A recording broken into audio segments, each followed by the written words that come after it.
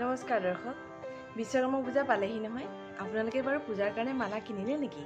মালাবোৰৰ দামো বহুত বেছি। কিমান ভাল হ'ব ঘৰতে যদি আমি এনেকুৱা সুন্দৰ মালা তৈয়াৰ কৰি ল'ব পাৰোঁ। আজিৰ ভিডিঅ'টোৰ জৰিয়তে মই আপোনালোকলৈ লৈ আহিছোঁ কেনেকৈ আমি ঘৰতে সুন্দৰ মালা তৈয়াৰ কৰি ল'ব পাৰোঁ। গতিকে আহকচোন ভিডিঅ'টোৰ মাজলৈ আগবাঢ়োঁ। মালা বনাবৰ কাৰণে মই ব্যৱহাৰ কৰিছোঁ বগা আৰু ৰঙা ৰঙৰ চেটিন ৰিবন। অলপ ডাঠ সূতা লাগিব। মই এইটো একদম পাতলা ঊল লৈছোঁ। এটা বেজি লাগিব, ডাঙৰ বেজি এটা লাগিব আৰু কেঁচি লাগিব। কেনেকৈ বনাব লাগে এইটো বুজাব লগা বিশেষ একো নাই। আপোনালোকে ভিডিঅ'টো চাই গৈ থাকিলেই আপোনালোকে বুজিব পাৰিব কেনেকৈনো মালাডাল অতি সহজতে তৈয়াৰ হৈ যায়।